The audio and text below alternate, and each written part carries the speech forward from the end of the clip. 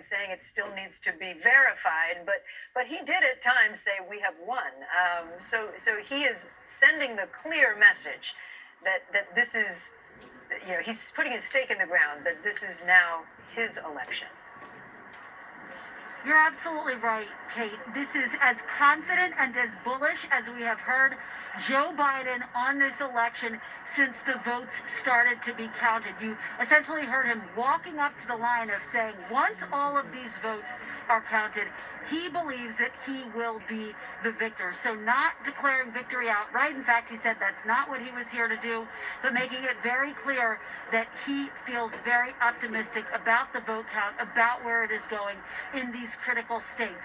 I also thought it was notable, without really excoriating President Trump, he did counter what happened last night when President Trump said that he believes he had won this election.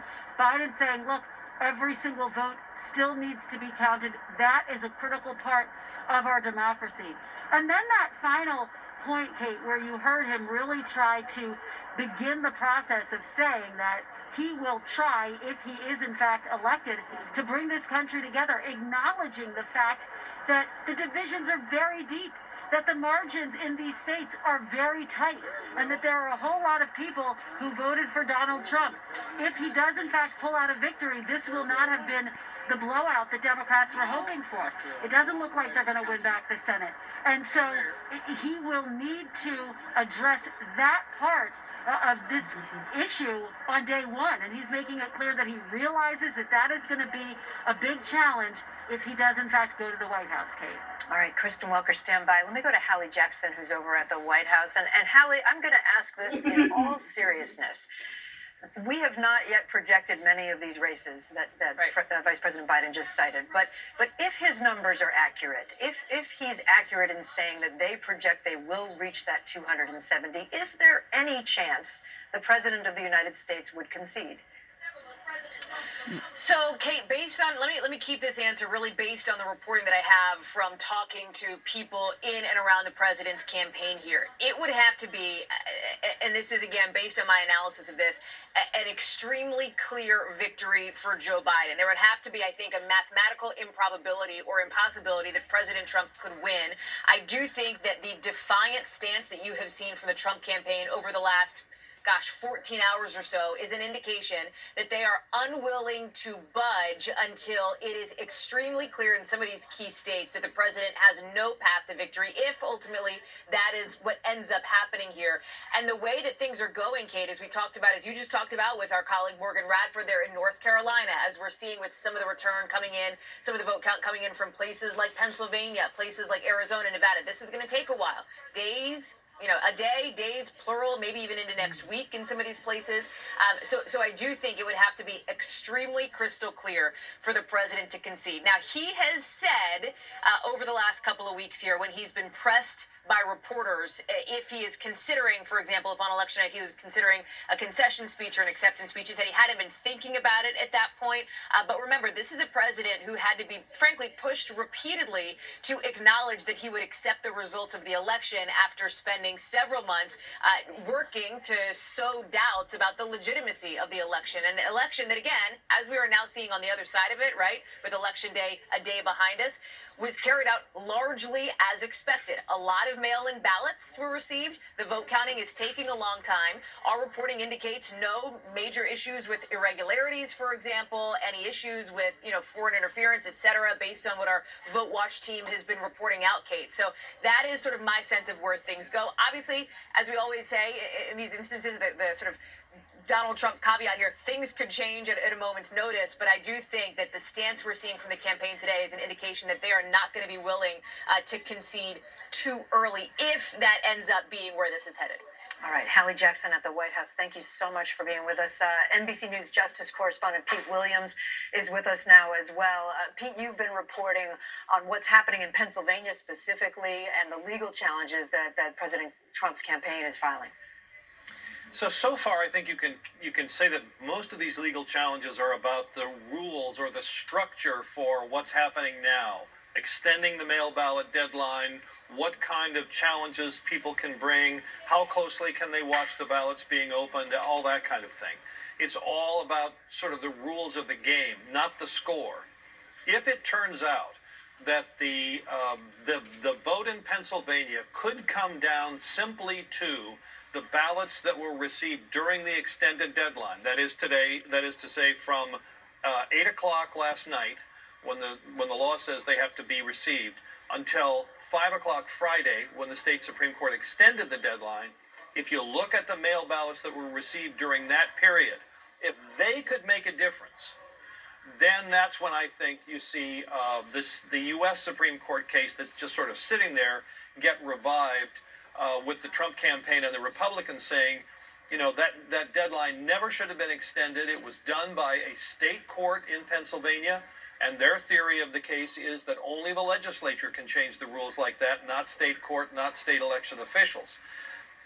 That's the case that could go back to the Supreme Court. That could be the next, you know, if there is going to be a sort of Bush v. Gore type case this year.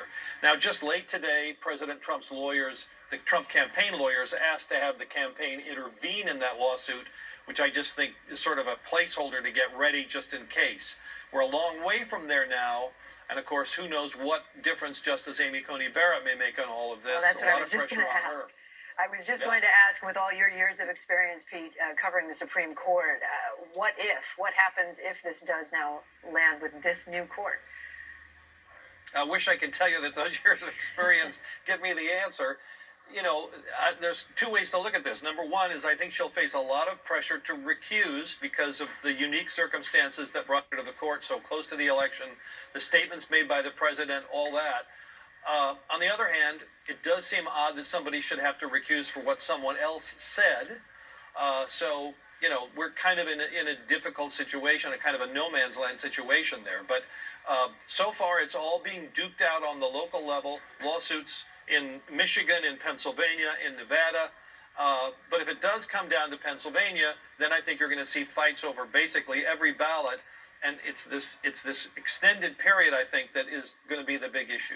And is the court, generally the Supreme Court, reluctant to get involved in situations that involve state legislatures and state courts that have jurisdiction over their own election processes? Well, you know, the usual rule is that federal courts are not competent to make decisions about state law, that's the province of state courts.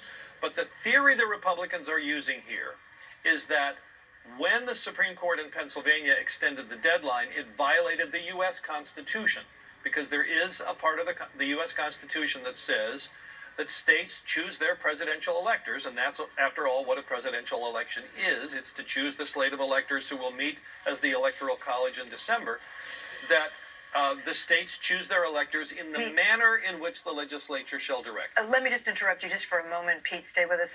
Michigan, on your screen right now, this is a very big call that we are now ready to make. NBC News Decision Desk projecting the winner of Michigan, Biden, Vice President Biden, with 49.8% of the vote to 48.6% for President Trump. Again, that is a key call that we've been waiting hours and hours for since last night.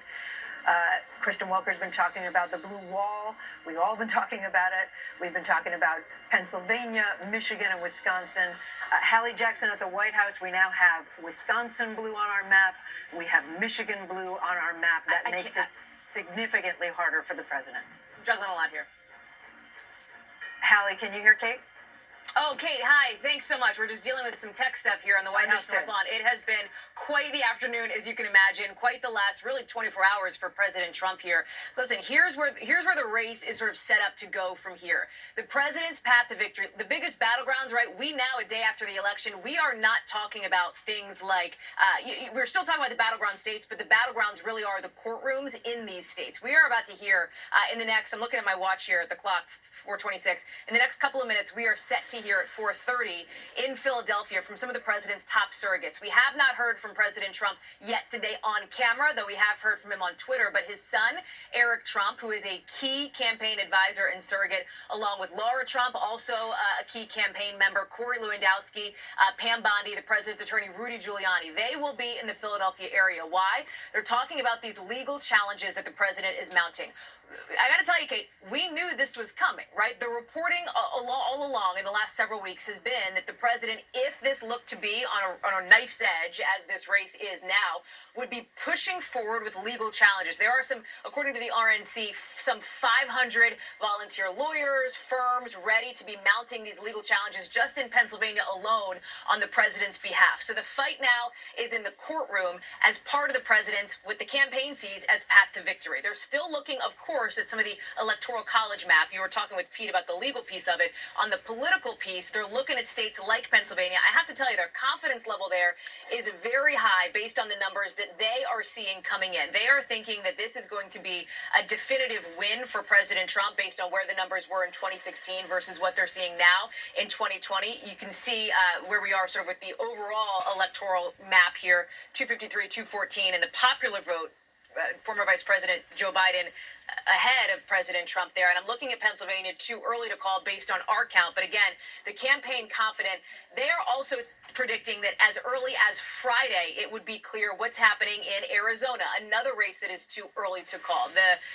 One of the campaign's senior advisors is telling reporters that they believe by the end of the week, it will become clear that President Trump will have enough of votes that aren't counted yet in Arizona to be getting over the finish line there. Again, to be clear, the votes have not come in yet. The ballots have not been counted. And there is a dichotomy here, Kate, because even as the president's campaign is talking about how these uncounted ballots, the ballots that are still outstanding, could turn the tide in the president's favor, the president himself is insisting that those outstanding ballots should be not counted at all, that there's something inherently wrong with them by virtue of the fact that they have not been counted yet.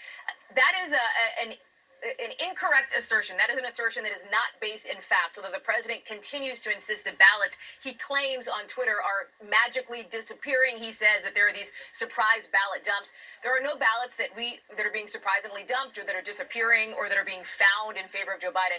Ballots are being counted, Kate, legitimately and legally as happens in an election. So that process is playing out. It's something that you heard former Vice President Biden talking about in his remarks just moments ago there in Delaware, that process needs to happen, people urging patience. I have to tell you, Kate, the president's sort of misinformation that he is spreading now on Twitter has been labeled as such by the social media companies, but some of his close allies aren't happy with it either. We heard from former New Jersey Governor Chris Christie, somebody who is very close with President Trump, who's in his ear, who was helping him throughout this campaign, helping him in debate prep. He's been here at the White House quite often, calling the president's remarks overnight bad political and strategic decisions. That, of course, is when the president came out and flatly declared that they had won the election incorrectly, despite that not being the case at the time. That's not the case now. But Governor Christie was concerned about the political implications of that. So are some others in the president's orbit, Kate. And so that's one of the things that I'm watching for today. If and when we do hear from President Trump, later today, tonight, maybe tomorrow at some point, if he will be trying to pull back or walk back some of those remarks. He hasn't done so at all so far, Kate. In fact, he's really leaned into them more. Right. Hallie Jackson at the White House.